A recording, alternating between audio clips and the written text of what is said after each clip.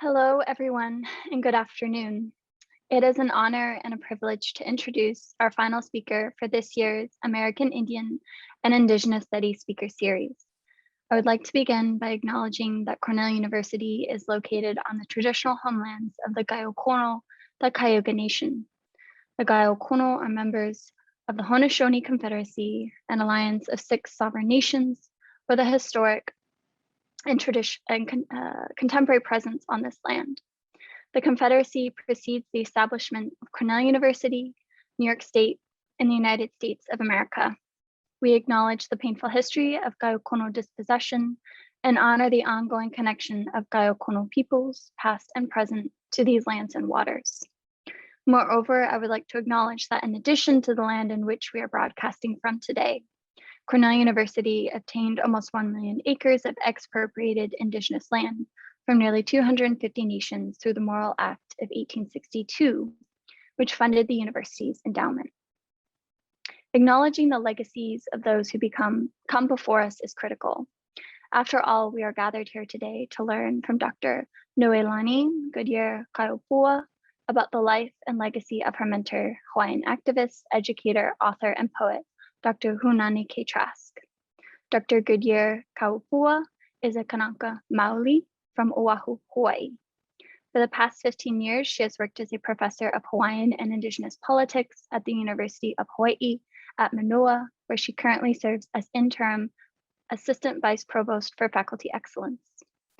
Dr. Goodyear-Ka'ōpua's scholarship and activism are fueled by her lifetime commitment to aloha aina, a central concept of Native Hawaiian thought.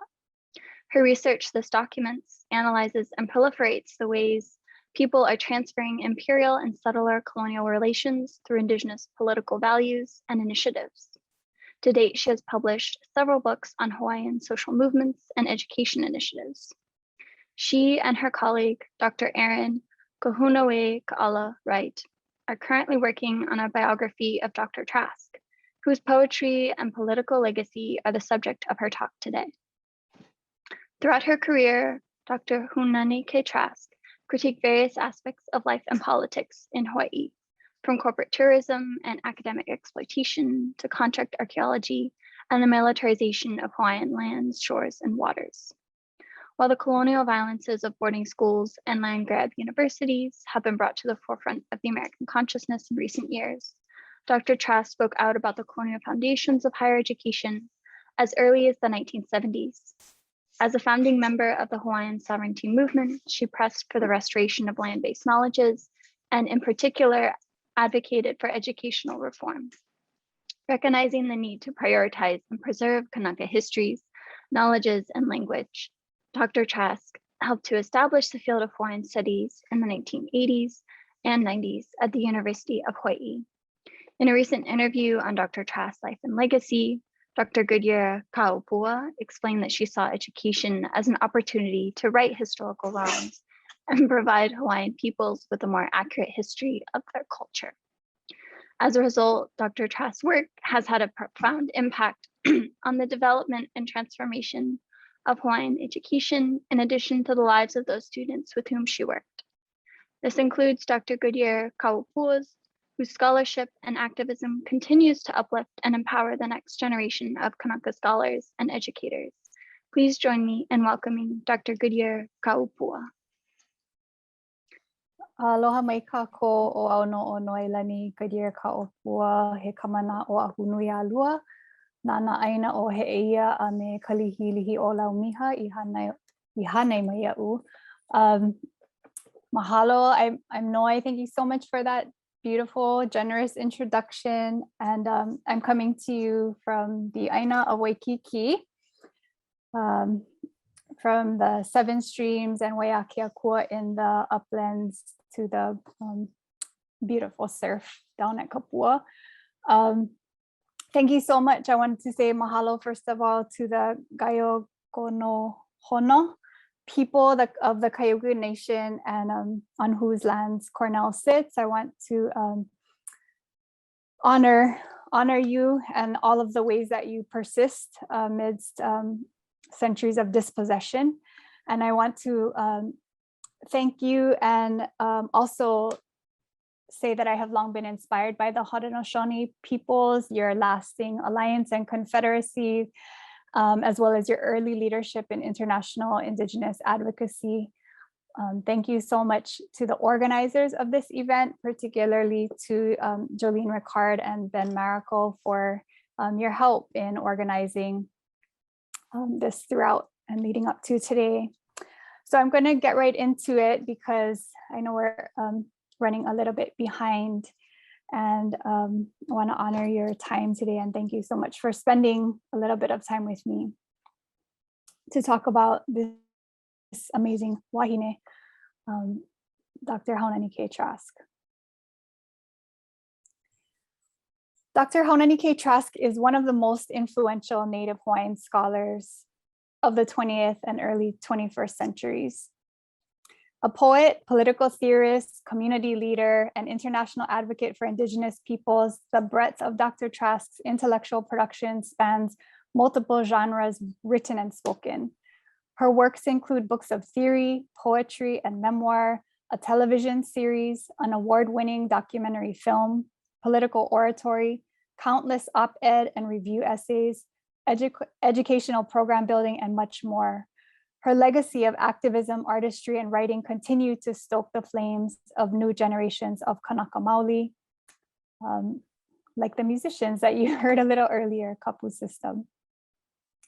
With publications spanning from 1978 to 2008, Dr. Trask's vast interdisciplinary intellectual work speaks to key issues of continuing relevance today: gendered violence against women and Indigenous nations, women's leadership in the Hawaiian movement, relationships between Indigenous peoples and settler colonial states, the history and ongoing position of Hawaii within US empire, and the role of our Pacific Islands region, Oceania, within globalized projects of imperial expansion, as well as trans-Indigenous organizing and exchange.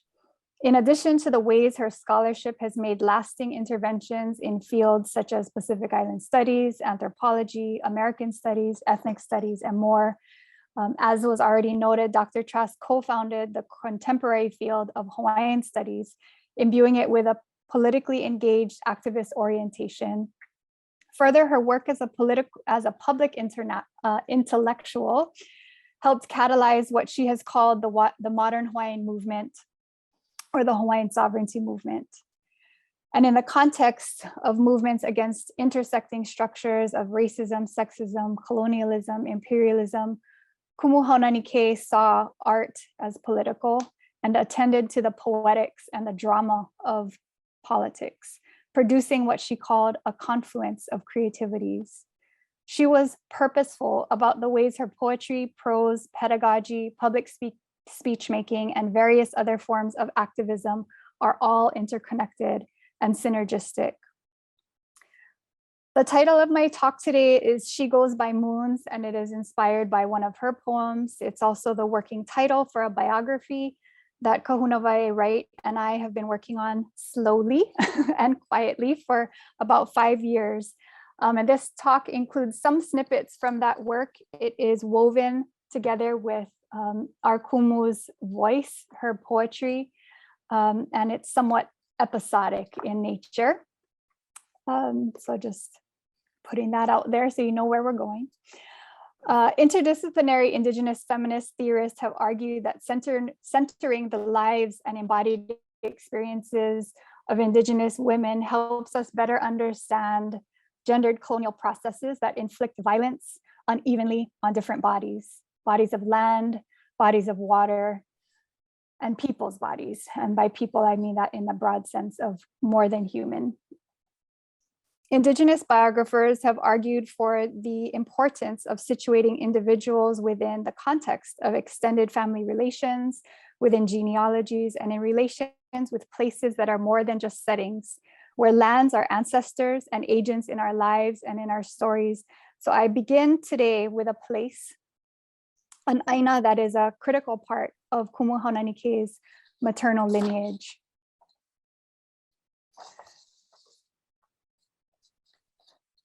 And part 1, Ka'uiki.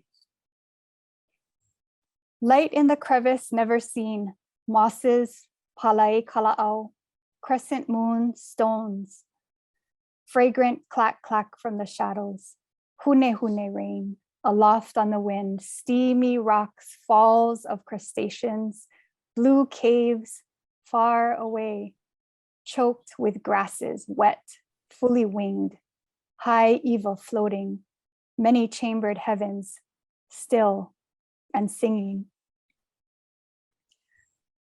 Kumu Haunani-Kay comes from a line of strong women, many generations of whom have come from a place called Hana on the island of Maui.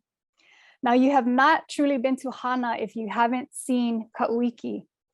On the east side of Maui, this famous pu'u lies at the head of Hana Bay, surrounded on three sides by clear, glistening waters. To the uninformed visitor, this hill might seem like just a hill, but this is only if you don't know the generations of stories within and upon it. The word uiki can mean to glimmer, and ka'uiki especially refers to the way something luminous might gleam through a narrow opening, light in a crevice, an aperture through which light shines, the slit of eyelids unsealed, the holes in a thick cloud bank pierced by rays of sunlight. From the summit of Ka'uiki, one can look up and see the great mountain, Haleakala, after which Haunani-Kay, or Haunani o Kawekiu o Haleakala is named. One can also look across the Alenuihaha to see Mauna Kea, the highest peak in all of Hawaii. You can wade into the water right around the shoreline of Ka'uiki, but the surrounding ocean drops off quickly into a deep blue, and directly east is the great expanse of the Pacific. A canoe traveling due east from Ka'uiki would not hit another piece of land until the Baja Peninsula, almost 3,000 miles away. This headland protects the first large and well-sheltered bay that a vessel coming from the Big Island of Hawaii would encounter upon reaching Maui by sea. And for generations, Kanaka maintained a famed fortress here at Ka'uiki that, when controlled, could determine the ruling order of Maui and its surrounding islands. A linchpin of securing political power on the island, as well as for the Hawaii Island chiefs looking to extend power northeastward up the island chain, Ka'uiki was fiercely defended against invaders approaching Hana from the ocean. And lands, like people, are born. So here is Moanauli's birth story about Ka'uiki. And I want to note a trigger warning that this mo'olelo includes violence against women. Anyone familiar with Hawaiian literature will know the famed sisters, Pele and Hi'iaka, whose physical forms include steam, molten lava, rock, various plants, women's bodies. Inhabiting humans' bodies themselves, Pele and Hi'iaka were puzzled when their mother, Kihinali'i, gave birth to a pu'ukoko, a mass of blood and tissue without a fully formed body. Their siblings' lack of a kino Maoli, a real body, troubled them, and they proposed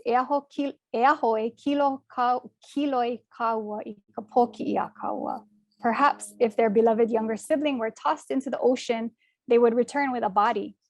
So when their parents were not looking, Pele and Hi'iaka did just that, and off the pu'ukoko floated upon the ocean until meeting Alenuihaha.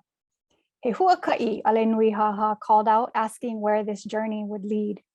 And the pu'ukoko explained how they had ended up in the ocean, but couldn't say where this journey might take them.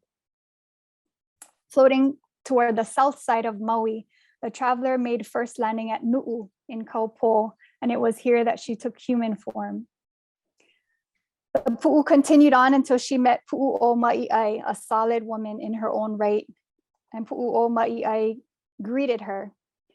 The traveler explained that she had no destination in mind, and Pu'u'o Ma'i'ai asked if they could get to know each other better. E ho'ai kane laua. The traveler agreed, and the host treated her guest with great hospitality. The two of them ate until they were both fully satiated.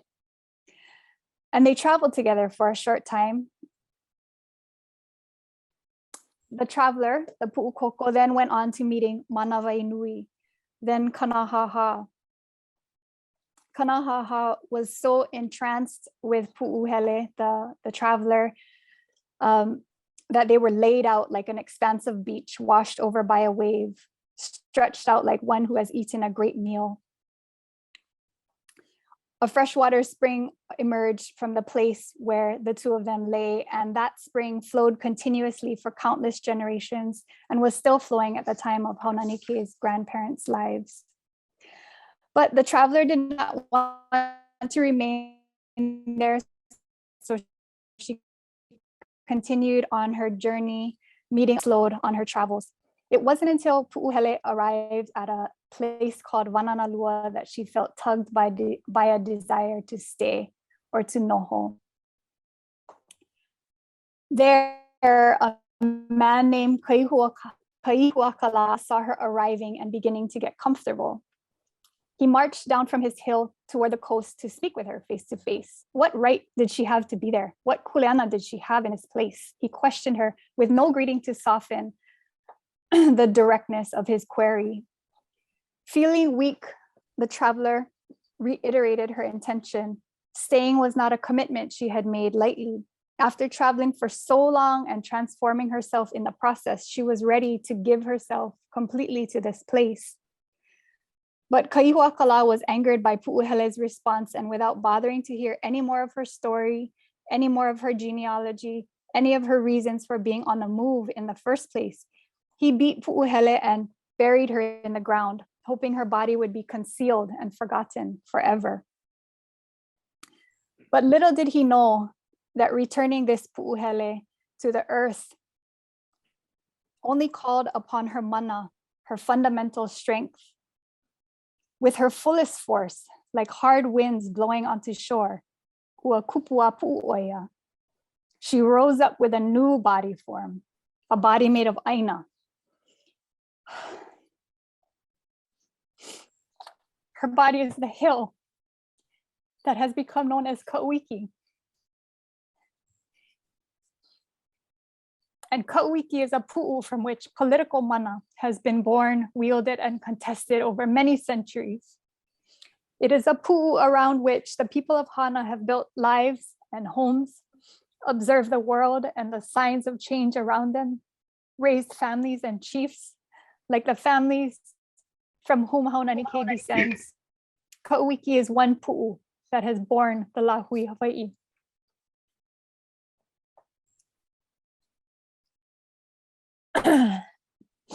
Thirst.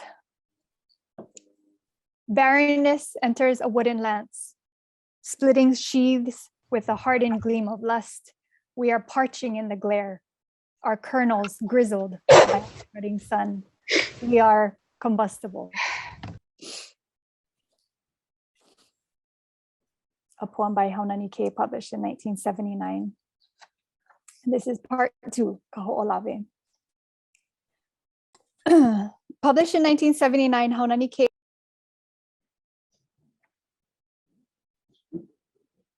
Sorry, I muted accidentally.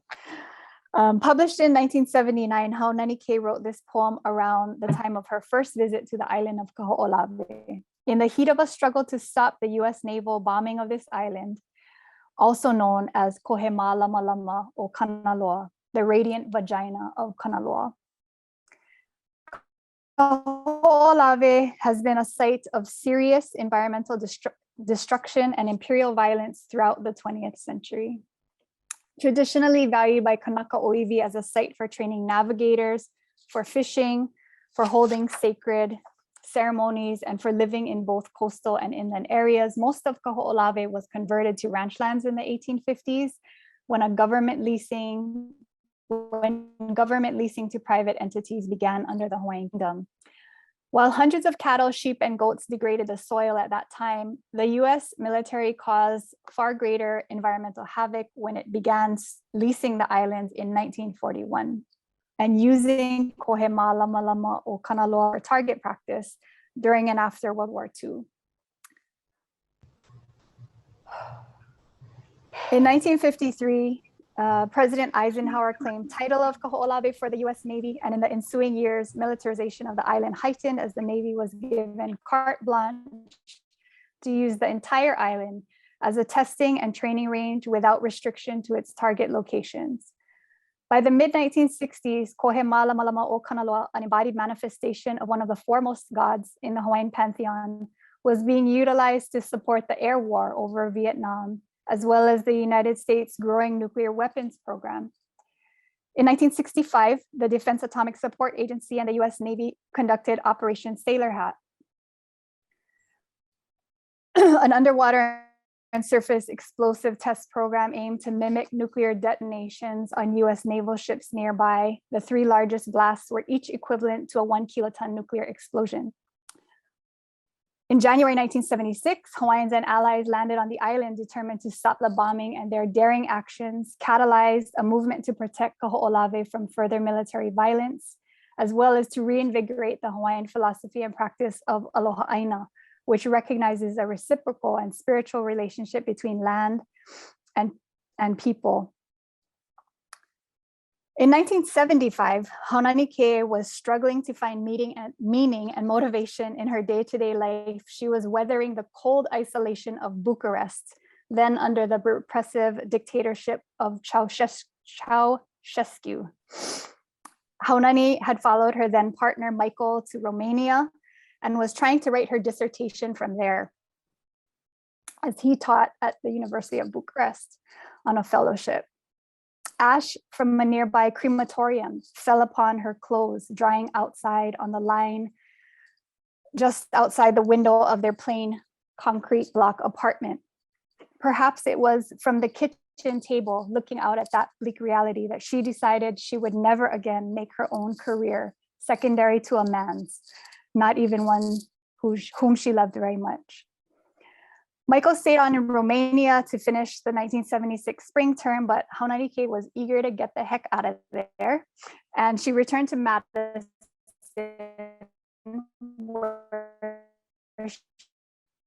for the better following these first landings on Kaho'olawe. Her mother began sending her newspaper clippings of the struggle. As a student who had been involved in anti-war, civil rights, and feminist movements in Madison, Haunani-Kay relished learning of this uprising of her people. She felt obligated to stay in Wisconsin to finish her dissertation. But by 1977, her mama and her mama Aina called her home.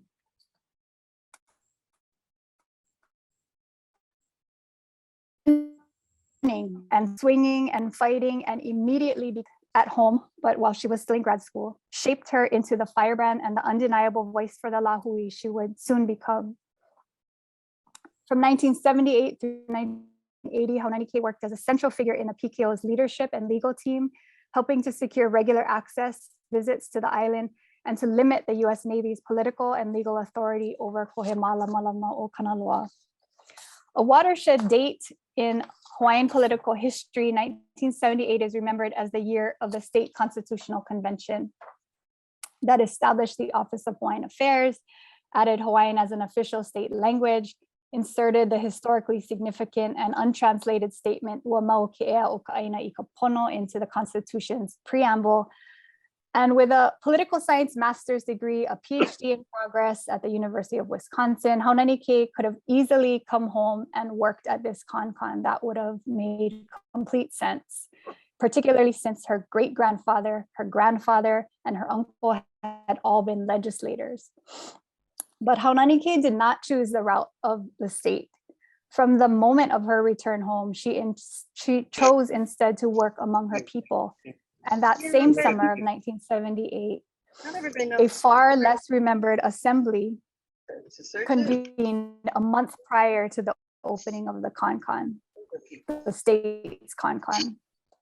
It was called a ho'olulahui, a gathering of the Protect Kaho'olawe Ohana.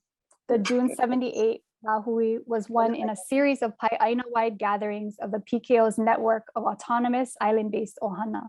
So without the formalities or the funding of the state's con-con, these gatherings also lasted for days at a time as people from various islands converged in a single place. And these ho'olulahui solidified the foundation of the PKO as a Hawaiian political organization that deployed a decentralized power structure and remains unique in its longevity and persistence to the US military's use of the Hawaiian lands. It was in the PKO that Haunani-Kay chose to invest her energies in 1978. And it was at the June 1978 Lahui that she was elected, not without controversy, into a leadership position in the Ohana less than a year after returning from a decade abroad. Sorry, I'm just going to do a time check.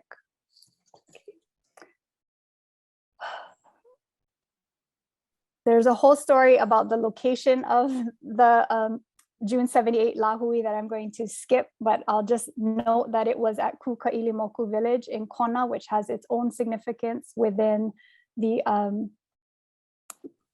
Hawaiian movement at the time. And I want to particularly just mahalo Uncle Earl De Leon for his work in helping to build that village, as well as for sharing with me about that Lahui. So the PKO's Lahui gathering at Kuka'ilimoku was particularly significant for at least two reasons. First, the assembly strongly and in no uncertain terms clarified the PKO's collective position of not letting state officials for the Ohana speak for the Ohana in negotiations with the Navy, which is what the state was trying to do at the time, represent all of Hawaii with the US Navy. So the PKO absolutely decided that that was unacceptable, and they elected their own leadership team to negotiate directly with the Navy, aside from the state. And at first, the Maui representatives had proposed a plan in which 8 men would comprise the negotiation teams, 1 for each of the major islands in our archipelago. But as you can imagine, some wahine took issue with that plan. And by the end of the day, 2 women were affirmed as members of the negotiating team, Moani Keala'akaka representing the Big Island and Haunani Trask representing Oahu. Now, Haunani-Kay had come home after the PKO had filed a lawsuit that was known as the Aluli et al. Versus Brown lawsuit. And by September 1977, a district court judge had issued a partial summary judgment in favor of them and required that the Navy conduct an EIS on its plans to continue bombing Hawaii, and that in fact they should do an annual EIS every single year that the bombing was going to continue. And it was really at this point that Haunani-Kay became a key player. Her skills as a researcher, writer, political strategist, and orator were a huge asset in the PKO's battle within these halls of institutional power. Haole American Navy men in starched white uniforms just did not intimidate her in the slightest. And in fact, she fed on the hubris of their assumed superiority. So her first task was to help organize popular education and mobilize folks to testify in archipelago-wide hearings on the new EIS that the Navy had been ordered to conduct.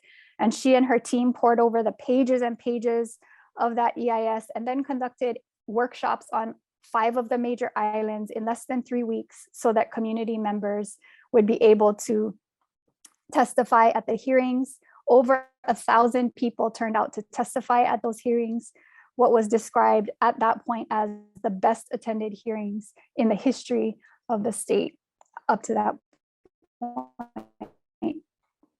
The hearings provided the first opportunity for people from around the islands to go on record about the ways the Navy's gross violence to Kohemala, Malama'o, Kanaloa was impacting the island as well as themselves.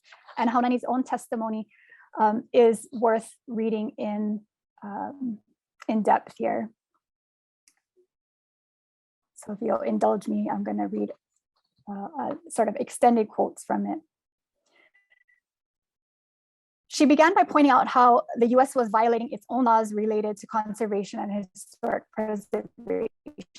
Quote, historical sites are not important for the benefit of archaeological theories. They are important for the benefit of Hawaiian culture. They are our resource.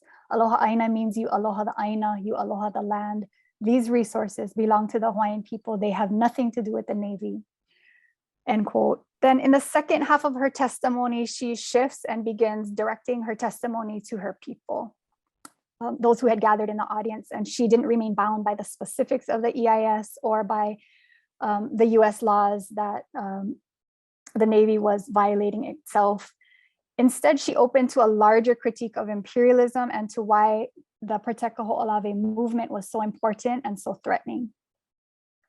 She said, quote, "Why does the military need Kaho'olawe? Please try and consider this as a broader issue. If the military loses Kaho'olawe, the struggle is going to go on forever. They're going to lose Makua Valley. They're going to lose Pohakuloa. They're going to lose Kane'ohe Marine Air Base. This is the beginning of the struggle. This is not the end. That's why they need Kaho'olawe. They don't need it because of national security. They don't need it for bombing practice to protect us against the Philippines. They own the Philippines. We don't have to be defended against the Philippines. We have to be defended against the Americans. That's what the situation is right now. That's where we are right now. Try and think about the fact that if the military loses Kaho'olawe, a precedent will be set for getting back all the military lands. 26% of Oahu is owned by the military. That's what the argument is. That's what the fight is. That is what we're talking about. We're not talking about all this other stuff. We're talking about who's going to get the land, who it belongs to. It does not belong to the Navy. It doesn't belong to the Americans. Aloha aina. When you listen to all the testimony tonight, remember this is the main thing. We are talking about totally opposed cultural values. They're interested in war, in destruction. We're interested in nourishment, sustenance, and protection. Mahalo. End quote. From that point forward, Haunani-Kay, and I want to point out here that she was still a graduate student and still not yet 30 years old, became what the PKO attorneys themselves described as the most consistent, most organized, and most dogged negotiator at the table with the Navy. As Boyce Brown put it, quote, "She had a nose for bullshit and she wasn't afraid to call it when she smelled it." I love that quote. The outcome of these negotiations were that the PKO got regular monthly access to the island of Kaho'olawe, going there to monitor the Navy's actions, to conduct ceremonies for healing the island. And although Haunani-Kay departed the PKO a couple of years after these negotiations concluded with the consent decree, these years were critical in shaping her as the Aloha Aina activist scholar that she became, and they were critical in shaping the future of Kaho'olawe. A decade later, after all of the time that Kanaka had spent reestablishing connections there, the US political climate shifted and the bombing stopped permanently. The US Navy relinquished control of Kohima Lama Lama o Kanaloa in 1990. So what does it mean to love in a context of ongoing violence in a landscape littered with unexploded ordnance? What violences emerge when loving amid communities that have been battered by such land dispossession and exploitation? Kumu Haunani-Kay explored such questions in her 1982 essay, Fighting the Battle of Double Colonization, The View of a Hawaiian Feminist. Reflecting on her years fighting for Kaho'olawe, she wrote, quote, "It was to be a commitment burdened with pain. As a Hawaiian woman who was battling against racist and patriarchal systems of power," in the article, she was reflective also about her own shortcomings as a Kanaka who had become out of touch with her communities after being away for so long. The tensions challenged her to learn what she called a new style of politics. And in the PKO, she saw, quote, "a clear alternative to Western capitalism and its ceaseless destruction of the human and physical environment," end quote. At the same time, she also called out the ways women's leadership had been limited to the accepted roles of wife, mother, or spiritual elder, and she refused to be silent about gendered intimate partner violence she witnessed within the PKO. Fighting the Battle of Double Colonization was the first piece of Hawaiian scholarship to address issues of patriarchal violence within the Hawaiian movement, while also critiquing US imperial violences. And it is significant, in my view, that she chose to have it first published not in the US, but in Aotearoa, in a feminist magazine called Broadsheet. She says, "As far as Indigenous politics is concerned, the trauma of the struggle itself is enough to exhaust the most devoted of activists. But when complicated by sexual politics, movement struggles can be particularly wounding. To be double colonized as a woman and as an Indigenous nationalist means to struggle twice as hard, twice as long. As I fight American imperialism and its agonizing effects on my people, I must work and live with my Hawaiian brothers who would add to the burden of colonialism and another burden of sexual oppression and domination. Yet, I will not leave my people, women and men, in the face of their oppression. Neither will I cede to my Hawaiian brothers the sovereignty of my Hawaiian sisters. End quote. After leaving the PKO, as well as leaving a feminist movement in Hawaii, which at the time was predominantly white, Kumu Haunani-Kay would forge her own path forward as a Native daughter. And part 3, Manawahine. This is a part of her poem called Sisters. Rain pours steady, clouding the light, dark mornings darker, evenings silted in the night. Smell of dead, fish dead, limu dead, reef 8 million for Coconut Island, 500,000 for townhouses on the hill, traffic and greedy foreigners by the mile, destruction as a way of life, clever haole culture killing as it goes, no stone left unturned, no people left untouched. In every native place, a pair of sisters, driven by the sound of doves, the color of morning, defending life with the spear of memory.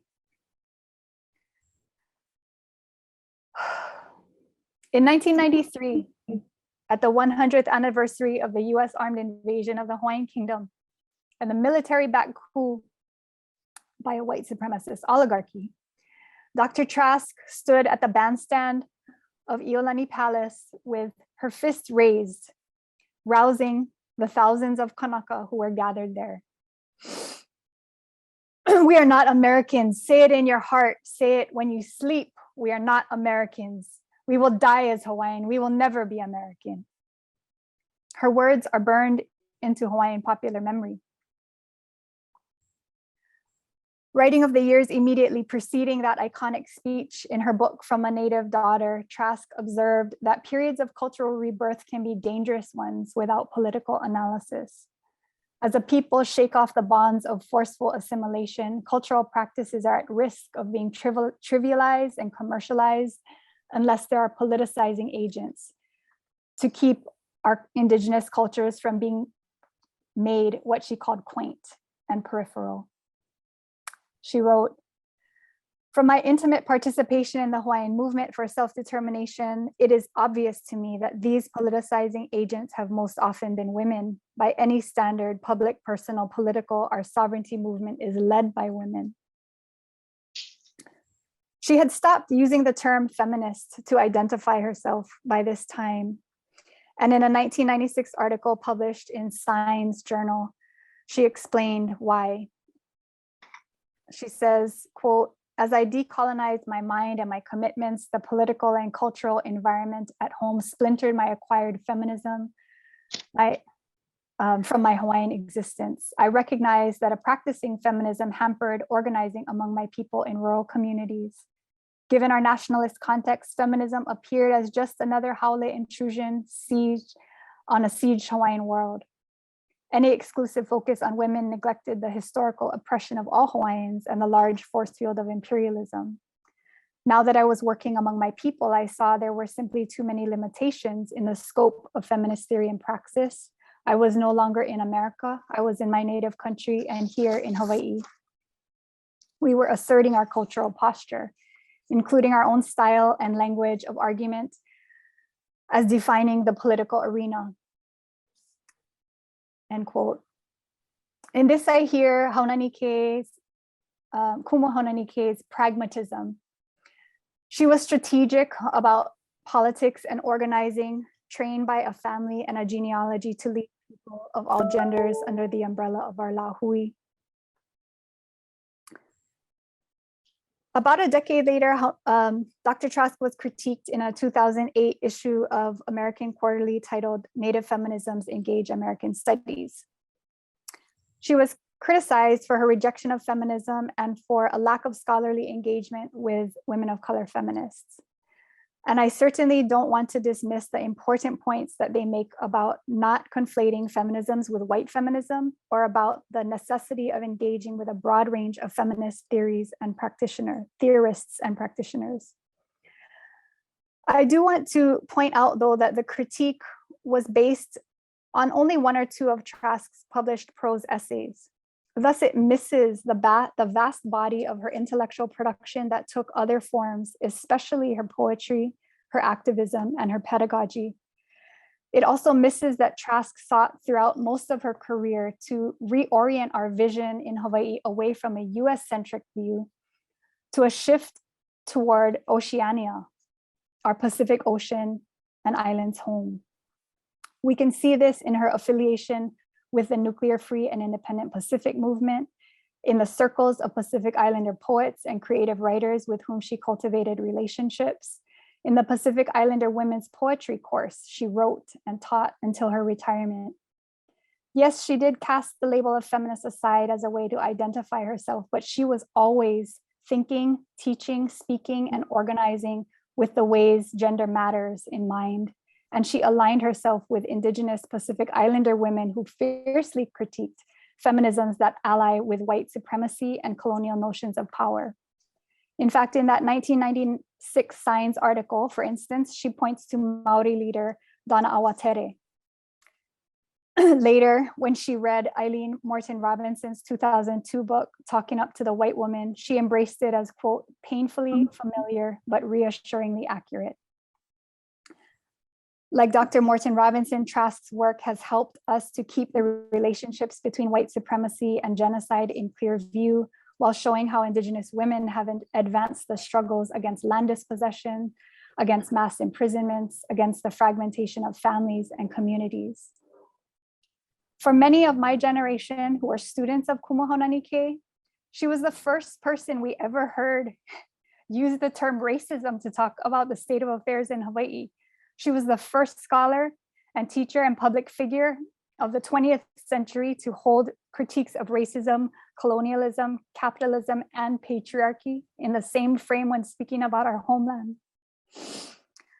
So rather than criticizing Haunani-Kay, the individual, for casting the feminist label aside, I'm interested in what I think might be a more productive approach, which is to ask, what was the political milieu in which Dr. Trask found Hawaiian feminism to be an untenable position at that time as an activist intellectual?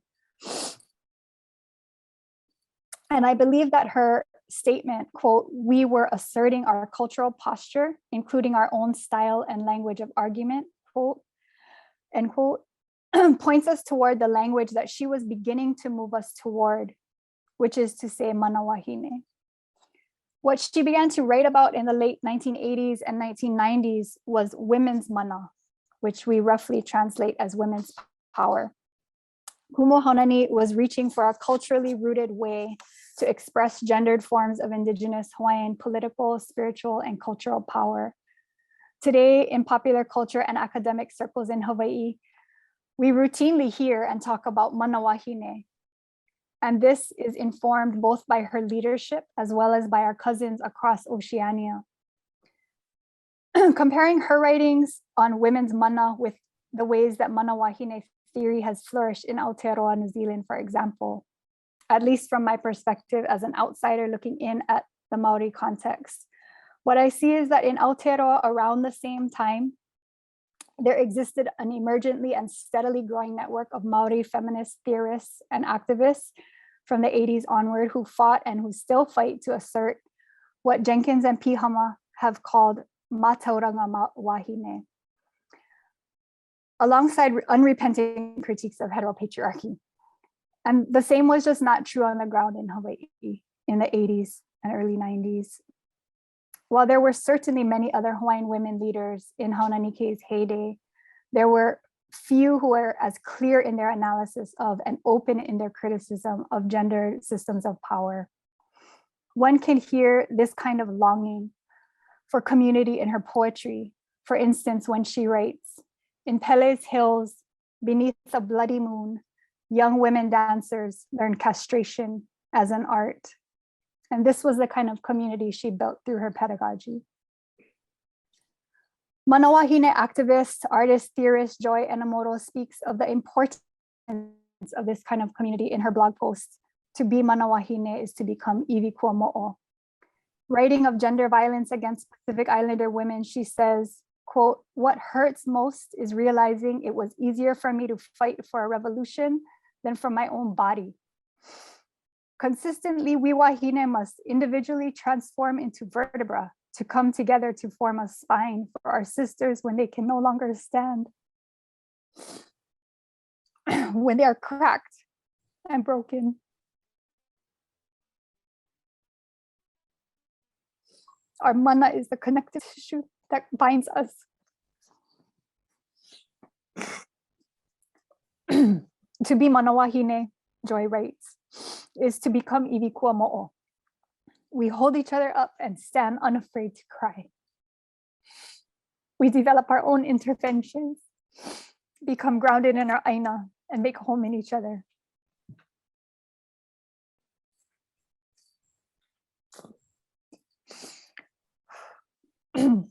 In her chapter on women's mana and Hawaiian sovereignty, Dr. Trask defines political mana as the ability to speak for the people and the land, to command respect with this ability, and to set the terms of public debate by assuring that issues benefiting the Lahui, the Hawaiian nation, the collective of Hawaiian people, are centered.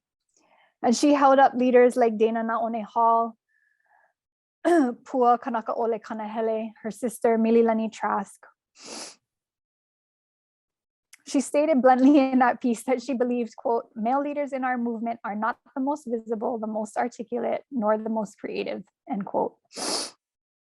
And of course, she was criticized for dismissing the roles that Hawaiian men played in late 20th century Hawaiian movement. But I would argue that her deeper point was to call out the patriarchal and racist nature of the occupiers' structures of authority, and to make us look at who had chosen to collaborate with those structures in return for personal gain. In contrast, who had chosen to stand with the Lahui and the Aina. As we near the end of this talk today, I want to return to Dr. Trask's point to what she saw as what she called a confluence of creativities, her writings, her political, scholarly, and poetic works. These were all a confluence. And there's resonance here with Joanne Barker's article on confluence, water as an analytic of Indigenous feminisms. Dr. Barker teaches us to think about water as knowledge that is in continuous movement, in transition and change. It is more about the movement of that knowledge, with whom and how that knowledge is created, and not merely what we make claims on or the content of those claims. So with Barker's call, I read Kumu Haunani-Kay's poetry in new ways. And commentators of her poetry have always keyed in on her fire, the pele in her, but fire is just one of her many manifestations. In fact, more than half of all of Kumu Haunani-Kay's published poems invoke water, particularly kai, or ocean, salt water. She writes about the ocean not just in general and abstracted terms, but about specific kai spaces, particular shorelines. She writes about the past abundance of these coastal areas. She laments how the ocean has provided pathways for empires that remain littered and choked with the dregs of empire. But then the ocean and its waters also become a lover, sensual and generative. The kai connects us to Akua, to gods with their salty bodies, to our own bodies. Our ancestors reside in these waters. They traverse the deep oceans, traveling in canoes from one life to the next. Kanaloa holds death, not just as loss and tragedy, but also as remote and deep perhaps unfathomably deep knowledges. Kumu Haunani-Kay contemplated her own death in relation to the ocean in poems centering waters, plants, earth, and moons. When Kumu Haunani-Kay retired in 2010, she was just 60 years old, but had already been experiencing early onset memory loss for a few years. Like so many Indigenous women, Black women, women of color who speak boldly and defiantly against white supremacist patriarchies, against agents of imperialism, Dr. Trask was regularly threatened, stalked, misrepresented, undermined, harassed, and attacked. I believe the many years of her being assailed took their toll on her. And she slowed, but she never stopped fighting. Throughout her career, throughout her life, Kumu Haunani grappled with the despair and the rage that arose from being a daughter of survivors of what she described as a nearly apocalyptic genocide, coupled with the celebration and the hope in those who persisted. Kumu Haunani-Kay Trask passed into the realm of the ancestors on July 3rd, 2021. Some of us think that she did not want to suffer one more July 4th in her homeland, and so she departed in one final fuck you to empire the day before. And she had already told us where she was going. In the final poem in her collection, Light in the Crevice is Never Seen. This poem is called I Go by the Moons, and I read it today as a closing meditation woven together with excerpts from a poem by one of Dr. Trask's favorite Palestinian poets, Fadwa Tukan. That poem is called I Found It. I go by the trail of earth and green slivers of sun, pendulous rain. I found it on a beautiful sunny day. I found it after great loss, fresh verdant soil, wet and flourishing. I go by the dream trees, flame trees hissing and swaying. I found it after great loss, an evergreen fresh bough in which birds seek refuge. It lodges them in protective shade. If a violent wind crosses it, thunderous and trembling, it bends slightly, twists before the wind lightly. As the thunderstorm dies down, the limb levels out. Its water, heavy leaves, quenched of thirst. Its pliant body did not shatter under the wind's hand. I go by the shores and coconut dunes, soft crab sand in my heart. I go by the temples, maile vines, fresh with tears. I go by the taro, velvet-leafed god, flesh and mud. I found it on a beautiful sunny day after a loss, after a long search, a lake clear and tranquil, if at times its pure heart was lapped at by the wolves of mankind, or the winds of fate played in the lake and muddied it briefly. It cleared with the clarity of a crystal and became the moon's face, a pool of blueness and light, where the guiding stars bathe. And all the darkness that has been extending blackly through my life, enfolding it night after night, is gone, buried in the grave of the past, since the day my soul found itself. I go by the moon's expectant feeling in the throat for the chanter.